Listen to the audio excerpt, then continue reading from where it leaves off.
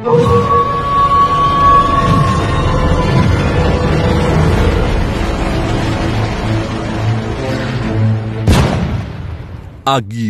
ni Paraon.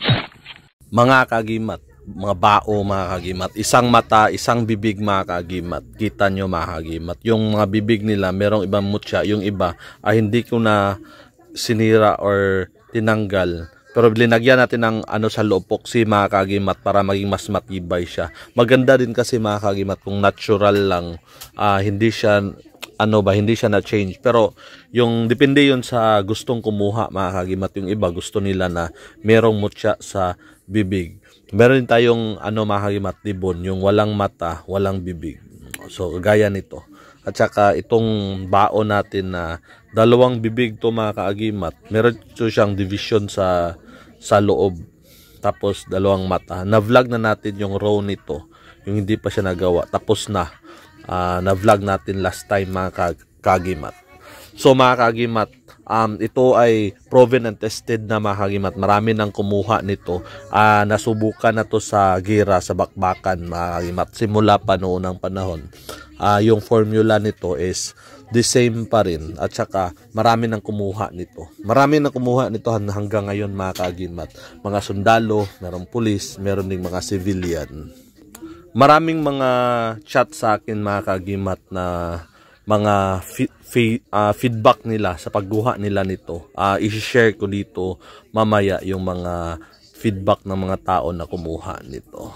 Yung mga sangkap nito mga kaagimat, paano to ginawa, na-vlog na natin last time. Meron na tayong mga link doon. Makikita ninyo puntahan ninyo yung channel natin, tapos makikita ninyo yung mga paano to ginawa. May formula ito sa loob. Talandro na pinakamalakas na tested talaga. Tapos halo-halong sangkap, mga mutya at mga herbs na may taglay na kabal at kunat, tagaliwas, hindi putukan ng baril at naninira din ng mga armas. Meron ang gustong kumuha nito mga kagimat. Tapos ito, meron din gustong kumuha. Rare ito mga kagimat. Bihirang-bihira ka lang makakuha ng mga ganitong uri ng bao. Sobrang lang to. Konti lang. Dalawang mata, dalawang bibig. Konti lang ang meron niya na antingiros. Pero itong libon, kumonto dito sa Mindanao. Lalo na to, isang mata, isang bibig. Maraming nakakuha sa mga ganito mga kagimat. Mga kagimat, ito yung feedback sa mga kumuha ng bao ultimatum. Good evening bro, yung bao na nakuha ko sa'yo, merong yung biglang siyang umiinit na nakakwinta sa akin. Halos mapasok dibdib ko. Tapos bigla din nag-init ang katawan ko na parang may hinihintay ako na medyo manggigigil ako. At parang naka-alerto ako pero wala naman akong kaaway maliban lang sa trabaho ko na maglingkod sa bayan. Salamat bro, God bless you always. Sa ganitong pangyayari mga kagimat, probably meron masamang loob sa paligid niya. Ito pa isa mga kagimat. Bro, mayong udto sa ikaduhang higayon nagtesting ko pag-usab. Kaysa primero nasamaran man ko. Pero sa ikaduhang higayon diha ko nakatuo mas malakas bro, kutsilyo at dagom or yung needle mga kagimat ang akong gipag-testing. Walang palpak, daghang kaayo salamat bro nga nakit-anti ka sa YouTube. God bless you bro, manghinaot ko na daghan pang mga kaigsuuna nato na imong matabangan. Akong ipakita imong video bro. Instead yung agimat mga kagimat na testing niya. Ito pa isa mga kagimat. Bro, tested talaga ang gamit mo. Nagtesting ako bro. Dili jud mo lubong ang dagom bisag unsaon og ipit nako. Salamat bro. God bless. Order ko ba ultimatum bro. So nagtesting siya ng needle mga kagimat or karayom. Inipit niya. Hindi daw siya na sugatan. Maestro, nanalangin po ako now lang po, nakakatapos ko lang din pong share ko lang po. Maestro, ramdam ko po ang umiinit po ang bao habang nasa palad ko po habang nanalangin. Normal lang po ba yun maestro? Siyempre hindi yun normal mga kagimat. Merong pinapakita ng gabay na malakas ang presensya or ang energy ng bao natin. Bro, malakas yung bao. para akong lasing, hehe, pero magiging okay din ito. May parang kang lasing mga kaagimat kung first timer ka. Sa lakas ng enerhiya at kapangyarihan niya, para kang mahihilo. Pero later on mga kaagimat, yung kapangyarihan ng bao masasanay ka rin at may normal na ang lahat. Gusto nyong kumuha sa mga agimat natin, mga bao, i-text nyo lang ako sa 0905-805-1987 or pwede nyo akong i-chat sa Facebook. Mas maganda kung i-chat nyo ako sa Facebook Messenger ko na Agimat ni Paraon. At saka yung profile picture ko sa Facebook is the same mga kaagimat sa YouTube ko. At saka mga kaagimat, mas maganda sa Facebook kasi kahit mahaba or pwede tayo mag-video call doon or pwede tayo mag-chat, mag-reply ako ng mga mahabang message kasi kung sino mang makakuha nito, nagbibigay ako ng marami kasing gustong kumuha ng mga orasyon, paano pangalagaan, gusto nila mag-aral ng tunay talaga na agimat, hindi lang or antingiros, hindi lang merong agimat na dala-dala sa katawan, gusto nila matuto talaga ng tunay, hindi yung speaking ng mga antingiros or hindi yung meron ka lang anting-anting, kundi ang gusto ng karamihan na kumukuha sa akin is tunay na antingero, yung marunong na sila magdasal, marunong sila magbasbas, marunong sila paano to gamitin, meron silang susi. Yung mag-grow ka talaga na isa talagang tunay na antingero, hindi lang yung tao na meron lang anting-anting sa katawan tapos wala nang ibang alam. Okay, so diferensya yon mga kaagimat. Kahit kunti lang agimat mo, kung alam mo yan kung paano gamitin, paano siya paandarin, is tatalab na yan. At saka, in fact, mas malakas yan kaysa doon sa tao na napakaraming agimat pero hindi alam kung paano niya gamitin ang kanyang agimat. Hindi niya alam, hindi pala yun umaandar.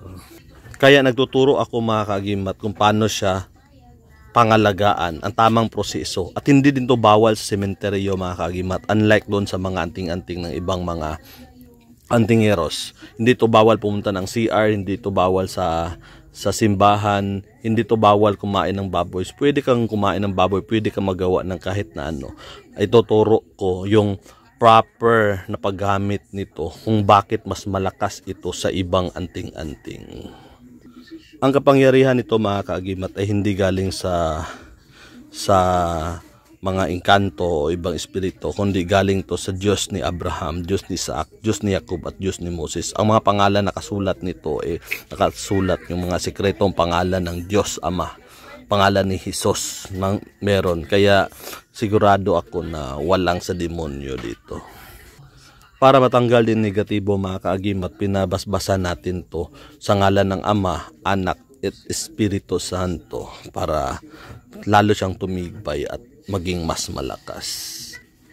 Ang sino mang gustong kumuha nito mga kaagimat, mag-send lang kayo ng GCash, pwede Palawan, i-send ko yung details ko sa inyo mga kaagimat. At once na-receive ko na yung item, ipapadala ko siya mga kaagimat sa JNT. Okay? Pwede din namang COD, pero yung COD is mahal lang yung LBC. So sa LBC ko yun ipadala kasi wala tayong COD sa JNT kasi hindi ako Shopee, hindi din ako Lazada, individual. So hindi pwede yun. Pero sa LBC pwede. Mahal lang shipping fee. Merong additional na konti para mapadala natin. At yung style natin mga kagimat is iba ito sa ibang mga antingero. So pag ganito yung sabitan niya mga kagimat. So for example, ito yung kwintas mo. Pakita ko mga kagimat. Ito yung kwintas mo. Okay? Ganito siya, pag ipasok mo lang to, kita nyo. Yung dalawa mga kagimat, ipasok nyo lang. Tapos kunin nyo sa ilalim.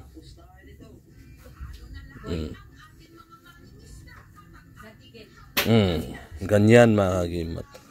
Mas matibay siya, tapos hindi siya makagalaw. Ganyan talaga. So ganito paggamit mga kagimat. Mas matibay ito. Hindi talaga makagalaw. Pwede natin lagyan ng mga mutya dito, mga beads. Pero marami kasing mga antingero na ayaw ng ganyan. Alam nyo bakit mga kagimat? Makati kasi sa liig yung maraming mga beads dito.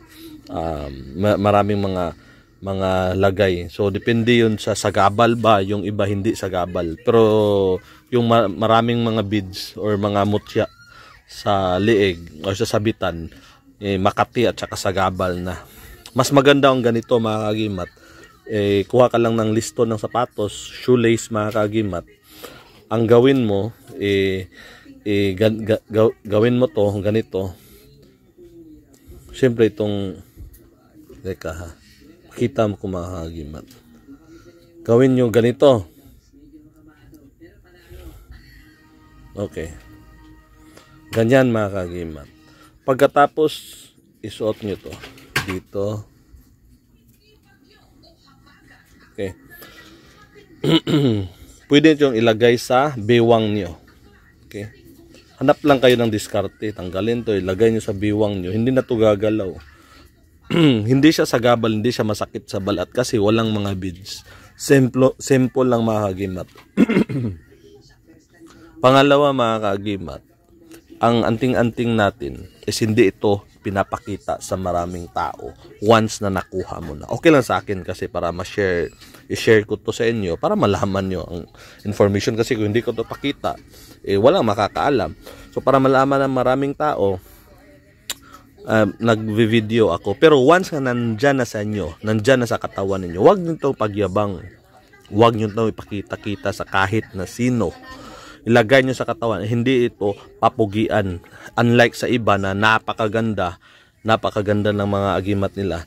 Pagdating ng mga ilang years, 3, 5, 7 years, 10 years, may sira na. Pero ang agimat na tunay kasi, additional na yun na maganda yung agimat nila. Okay yun. Pero hindi kasi natin to pinapakita-kita. Tapos may sira na yung mga dikit-dikit na iba, may pinabdikit-dikit. May sira na yun after many years mga kaagimat. So kaya simple lang to. At saka mahirap din yung gawin. Yung maraming mahirap yun na gawin. At saka ang ko dito, hindi naman to pinapakita-kita ko. Pero kung marunong tayong gumawa nun, much better. At saka kahit sa sarili mo lang, hindi mo pakita-kita, okay lang. Pero kung wala, hindi mo, pakatulad sa akin, maraming mag-order. Kung magawa ako ng ganun, matagal yun gawin. Tapos mahirap. Kung mag-hire naman tayo ng iba, mas mamahal na yung price kasi hindi yun biro na gawin mga kaagimat. So simple lang mga kaagimat. Total ang nasa laman naman sa loob, full naman ng mga proven, tested na mga orasyon at mga sangkap na tunay, totoo. Okay na din yun mga kaagimat. Tapos hindi naman natin to pinapakita-kita sa kahit na sino. Okay. So mga kaagimat, kung gustuhan nyo ang mga gamit na bao ultimatum or pwede itong libon de kumbate, inform nyo lang ako. I-chat nyo ako sa Facebook natin, Agimat ni Paraon. Tapos maging magkaibigan tayo, communicate tayo sa isa't isa para ma-guide ko kayo sa tama at wasto na pamamaraan. Hindi yung agimat na galing sa mga masamang espiritu, kundi galing to sa kabutihan, galing sa Diyos na tunay. Kaya mas malakas yung agimat natin. So mga agimat, please like, share, comments, and subscribe to our YouTube channel and follow me on Facebook. At kita-kita tayo sa susunod na video. Ako ang iyong kaagimat na si Paraon. Marami pong salamat sa inyong panunood.